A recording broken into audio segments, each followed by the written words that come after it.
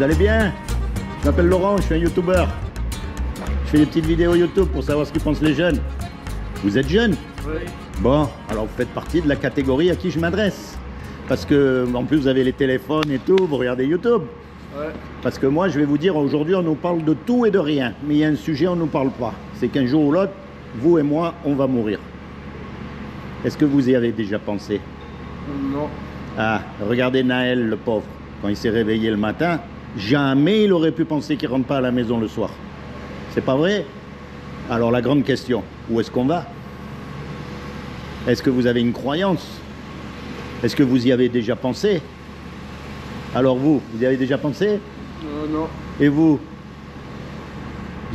voyez, donc c'est pas un accident que je vous rencontre, parce qu'il faut y penser, on ne sait pas quand on part. Et le grand problème, hein? Le grand problème, c'est que quand on part, après, quand on meurt, on va être jugé. Et on va être jugé par rapport au bien ou au mal qu'on a fait dans notre vie. Donc la grande question, comment est-ce qu'on sait si on fait du bien ou du mal? Parce que quand on va être devant Dieu là-bas, il va falloir qu'on règle les comptes. Alors comment on fait? On va pas pouvoir dire je savais pas. Hein. Vous savez, Dieu, il est tellement juste, il nous a donné une loi. Et cette loi, elle est écrite dans notre cœur. Et cette loi, c'est la loi de Moussa. C'est les 10 commandements. Vous connaissez les 10 commandements? Non. Vous êtes Alors, chrétien? oui. Alors on va voir. Orthodoxe? Non. Chrétien tout court. Ça On existe. est orthodoxe, nous. Ah, peut-être. Eh bien, écoutez, donc vous devez connaître la loi. C'est la loi qui est écrite dans votre cœur et c'est par cette loi-là que vous allez être jugé. Alors on va voir comment vous allez faire. Et attention, je ne vous juge pas parce que moi j'ai lamentablement échoué au test. Il y a un commandement, il dit, tu ne mentiras pas. Ah, est-ce que vous avez déjà menti? Et vous? Un peu. Un peu. Comment on appelle quelqu'un qui a menti? Un menteur. Et moi aussi, hein, je ne vous juge pas, attention. Hein. Et moi encore, j'ai dû mentir plus que vous parce que je suis plus âgé que vous. Donc si on fait les comptes, et vous voyez, il y a un commandement, il dit, tu ne voleras pas. Est-ce que vous avez déjà pris quelque chose que c'est pas à vous? Non. Même des petites choses. Vous n'avez jamais téléchargé de la musique sans payer ou des trucs comme ça? Attention, vous venez d'admettre que vous avez menti, croyez pas que je vais vous croire. Hein. Il y a un commandement, il dit, tu honoreras toujours tes parents. Est-ce que vous croyez que vous avez toujours honoré vos parents? Est-ce que vous leur avez toujours obéi? Bien sûr que non. Ah, il y a un commandement, il dit, tu mettras toujours Dieu en premier dans ton cœur. Est-ce que vous avez fait ça tous les jours, à chaque instant? C'est impossible. C'est possible, je peux pas le croire. Oui, tu as la croix sur le cou, mais dans ton cœur. Ah, par exemple, la fois où tu as menti. Ah, là, tu n'as pas mis Dieu en premier dans ton cœur. Là, tu as dit... J'étais parti à l'église pour Ah. parler à Père et dire ce que j'ai fait, mon péché. Et Dieu m'a pardonné. Ah bon? Ouais. Dieu t'a pardonné, c'est bien, oui, certainement. Si tu as demandé pardon. Tu vois, quand on meurt, on va être jugé par rapport à cette loi-là. Et le problème, c'est qu'on a tous transgressé cette loi-là. Il n'y a pas un seul homme qui pourrait aller devant Dieu et dire « Moi, j'ai accompli la loi, tu me dois le paradis. » Il n'y en a pas un, si tu réfléchis bien. On est d'accord? Qui sait honnêtement qu'il va pouvoir aller devant Dieu et dire « Moi, j'ai tout fait de parfait ». Personne. Et donc, le jour du jugement dernier, quand Dieu va nous juger, s'il nous juge par rapport à nos actions, on est coupable, on est mort, on mérite une seule chose, c'est d'aller en enfer. Ça, c'est ce qu'on mérite. C'est le diagnostic. C'est la mauvaise nouvelle. Mais heureusement qu'il y a une bonne nouvelle dans l'histoire. C'est que c'est Dieu qui nous a créés. Et un créateur, ça aime ce que ça crée. Il ne veut pas nous condamner. Il ne veut pas nous envoyer en enfer puisqu'il nous aime. Donc il a fait quelque chose pour que vous et moi, malgré qu'on soit coupables, on puisse éviter son châtiment. Eh bien, vous savez ce qu'il a fait? Comme il n'a trouvé aucun homme de parfait sur la terre, ce qu'il a fait, c'est qu'il est venu lui-même et il s'est habillé avec un corps. Il a pris une forme humaine qui est Jésus. Et il a dit, quiconque croit que Jésus est le Fils de Dieu et qu'il est ressuscité des morts, il aura la vie éternelle à mes côtés. Quand Jésus il est mort à la croix, en fait il est mort à votre place, à ma place. Il s'est sacrifié pour vous et moi. Et comme il est Dieu sur terre par définition, c'est le seul qui n'a jamais péché, Et donc son sacrifice, il a été accepté pour que vous soyez sauvés. Voyez, quand il est mort à la croix, c'est à votre place. S'il n'avait pas été Dieu, il n'aurait pas pu être parfait. On est d'accord. Et s'il n'avait pas été un homme, il n'aurait pas pu mourir, parce que Dieu ne peut pas mourir. C'est pour ça que Jésus est à la fois Dieu et il est à la fois un homme. Et tout ce que vous avez à faire, c'est vous l'approprier comme votre sauveur. Voyez, c'est à dire, voilà, moi je sais que je vais mourir, que je vais avoir des comptes à rendre et que ma vie, elle n'est pas parfaite. Alors je choisis Jésus comme mon avocat pour le jour du jugement dernier. Je le choisis comme mon sauveur, c'est pour ça qu'on l'appelle le sauveur. Mais maintenant, quelqu'un qui vous a rendu ce service, quelqu'un qui vous a sauvé de l'enfer, gratuitement, vous ne le méritez pas, c'est une grâce. Quand à son tour, il va vous demander un petit service, vous allez lui rendre, normal. Alors la prochaine fois, par exemple, que vous êtes confronté au péché, quel qu'il soit, que ce soit le mensonge, que ce soit regarder une image pornographique, que ce soit de désobéir à vos parents, peu importe, vous savez, le péché, hein, je ne vais pas faire la liste. Eh bien, vous allez dire, attends, là j'ai le choix. Soit je continue à regarder cette image que je ne dois pas regarder, soit j'éteins. Et là, vous allez évidemment choisir d'éteindre. Parce que vous allez dire, attends, Jésus me donne le paradis, Jésus il me sauve et je vais continuer à faire toutes ces bêtises. Je ne peux pas, c'est comme si je lui crachais à la figure. Alors tant pis combien ça va me coûter. Mais par conscience envers Dieu, je choisis de faire ce que Dieu aime et je repousse de toutes mes forces ce que Dieu n'aime pas. Et on appelle ça la repentance. Voyez, pensez à ce que je vous ai dit, les amis, parce qu'on ne sait pas quand on meurt. Encore une fois, hein, regardez Naël, hein, le pauvre. Hein. Vous connaissez Naël?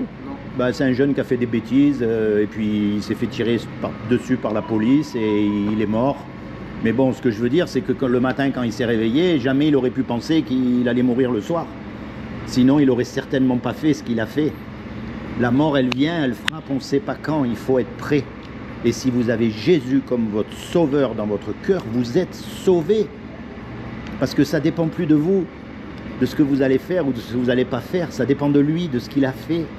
Voyez, il sait que vous allez tomber encore. Vous avez remarqué les petits garçons, quand ils apprennent à marcher, ils commencent à peine à marcher et ils commencent à courir, à courir. Alors vous savez qu'il va tomber parce qu'il titube, on est d'accord. Et vous lui dites, arrête, arrête, arrête, tu vas tomber, arrête. Et lui, il ne veut pas vous écouter parce qu'il pourquoi? Il veut devenir un homme. Donc il court et il tombe. Qu'est-ce que vous faites? Vous le relevez. Vous l'engueulez pas. Vous l'écrasez pas. On est d'accord? Eh bien Dieu, c'est pareil avec nous. Il voit que vous voulez le suivre de tout votre cœur. Vraiment, hein, que vous êtes sincère, que vous ne jouez pas avec lui. Et puis, pam, un jour, le péché, quand même, il arrive. Le mensonge, il sort parce qu'on parle tellement vite que des fois, on n'a pas le temps de réfléchir et on regrette après. Mais on regrette sincèrement, comme vous avez dit tout à l'heure. Je demande pardon, il m'a pardonné. Oui, c'est vrai. S'il voit que vous êtes sincère dans votre cœur, eh bien, c'est comme l'histoire de ce petit garçon, il va vous pardonner et hop, vous continuez à marcher avec lui. Mais si vous faites exprès et que vous dites, oh, moi je suis chrétien orthodoxe, hein, je vais à l'église, hein, et je peux me permettre de faire ça, après je me demande pardon et il me pardonne. Non, ça ne marche pas. Vous le savez, n'est-ce pas? Il faut se battre contre le péché quand même. Hein? Alors moi je vous encourage tous les deux. Vous lisez la Bible? Comment ça vous lisez pas la Bible? Et comment vous faites alors pour savoir si ce que je vous dis c'est vrai ou pas? C'est mon père qui explique tout ça. D'accord, mais il faut lire la Bible, parce que la Bible c'est quoi? C'est la parole de Dieu. Alors moi je vous encourage. Vous savez, il y a beaucoup de gens, ils disent, moi je suis chrétien. Il y en a beaucoup, ils disent, moi je suis musulman, moi je suis ceci, moi je suis cela. Mais quelque part, il faut le démontrer, il faut étudier le sujet de par soi-même. Voyez? Et le chrétien, Dieu lui a donné un livre qui s'appelle la Bible. C'est pour ça qu'on appelle la parole de Dieu. C'est Dieu qui vous parle à vous. Donc moi, je vous encourage à vous procurer une Bible, à la lire et à mettre en pratique ce que vous comprenez dedans. Les petites choses, hein. Vous savez, par exemple, ne mens pas. C'est pas difficile, hein. Commencez à mettre en pratique dans votre vie. Déjà, vous allez voir comment c'est difficile. Mais au fur et à mesure que vous allez mettre en pratique les petites choses que vous comprenez dans la Bible, Dieu, il va vous donner de plus en plus de compréhension dans les choses difficiles à comprendre. Il ne va pas tout vous donner comme ça du jour au lendemain, on est d'accord? Sinon vous allez tout gaspiller, non. Il va dire, attends, lui, je vois qu'il s'applique à lire la Bible. Je vois qu'il met en pratique les petites choses qu'il comprend. Alors je vais lui en donner un peu plus, et un peu plus, et encore un peu plus. Et ça, c'est ce qu'on appelle marcher avec Dieu. Voyez? Les orthodoxes, ils ont la Bible. Ouais. Vous avez le droit de lire la Bible, non? Je ne sais pas, hein, je ne connais pas, c'est pour ça. Eh bien alors, maintenant, il est temps. Parce que moi, je respecte ton papa et tout, c'est bien ce qu'il fait de t'enseigner. Mais tu n'es plus un petit garçon. Maintenant, tu commences à rentrer dans un âge où tu es en âge d'être papa, mon ami. C'est pas vrai? Tu es en âge d'être papa. Alors quand toi, tu seras papa, qu'est-ce que tu vas enseigner à ton fils si tu ne connais pas la Bible? Ah, tu vois? En souvenir, je vais vous laisser un petit écrit quand même, parce que vous savez, les paroles s'en vont, mais les écrits, ils restent. Et ça, c'est ma dernière question. Est-ce que vous sauteriez d'un avion sans parachute?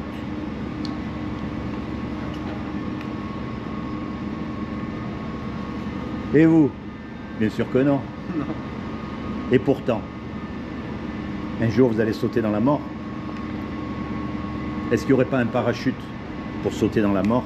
Et est-ce que ce parachute, ça ne serait pas Jésus qui justement peut vous garantir dès maintenant où est-ce que vous allez et que vous êtes sauvé? C'est juste une question que je pose. Moi, je mets le couteau sous la gorge de personne. Dans ce livre, vous avez au début, pourquoi choisir Jésus comme son sauveur? Au milieu, vous avez un passage de la Bible, un des livres de la Bible qui s'appelle le livre de Jean, pour apprendre à connaître le vrai Jésus, le Jésus de la Bible. Et à la fin, juste des petits conseils pour que vous, tout seul dans votre coin, vous puissiez marcher avec Dieu. Voyez? Parce que aller à l'église, c'est très bien, hein, mais il y en a combien qui vont à l'église le dimanche et le mardi, ils ont oublié qu'ils sont allés à l'église et ils se conduisent comme tout le monde. C'est pas vrai? Hein? Il y en a combien? Il y en a plus qu'on croit. Donc mes amis, ne faites pas comme les hypocrites. Soyez sincères dans votre foi. Soyez sincères avec Jésus, avec Dieu. Rapprochez-vous de lui. D'accord? Parlez-lui. Dites-lui qu'il se révèle à vous, qui vous enseigne, qui vous guide, qui vous protège, qui vous guérisse. Il faut qu'il soit vivant dans votre cœur. D'accord? C'est comment votre prénom? Vériqué. Vériqué? Vériqué. Ça veut dire quoi, Vériqué? Il y a une signification? C'est un prénom très ancien. C'est un prénom d'un garçon, petit garçon qui était chrétien. D'accord. Et c'est mon père qui m'a appelé parce qu'il construisait une église. Et cette église, c'était pour ce prénom-là, Vériqué. Et c'est pour ça qu'il m'a appelé. Vériqué. Et vous? Alexis. Alexis. Vous, c'est plus connu, vous. Vous, c'est plus connu. Vériqué, c'est la première fois que j'entends. En plus, c'est très joli. Franchement, il a bien choisi. Seigneur Jésus, je te demande de bénir Vériqué et Alexis. Je te demande de leur accorder à chacun d'eux le désir de leur cœur, de te révéler à eux comme leur sauveur et leur Seigneur, et plus que tout, de leur permettre de rentrer dans leur destinée éternelle. Soyez bénis tous les deux, ok? Ainsi que toute votre famille. Et pensez à ce que je vous ai dit. Vous allez penser à ce que je vous ai dit? Sérieux, hein? Parce que, encore une fois, je veux vous voir au paradis, moi. Je veux vous voir au paradis. Il n'y a rien de plus important que ça. Parce que vous savez, que l'on soit malade, que l'on soit en prison, que l'on soit dans la galère, que l'on soit même riche et en bonne santé, la vie, elle s'arrête. Mais après, ça ne s'arrête plus. Donc moi, c'est après qui m'importe. C'est là que je veux vous voir au paradis. Là-bas, vous verrez, il y a un grand repas de noces. Énorme. Là-bas, il n'y a pas d'âge, il n'y a pas de temps. On loue le Seigneur sans arrêt. Non mais attendez, vous vous rendez compte? Je veux vous voir là-bas. Hein? Je vous chercherai quand je serai là-haut. Soyez bénis tous les deux. Merci de m'avoir écouté. Ciao, ciao.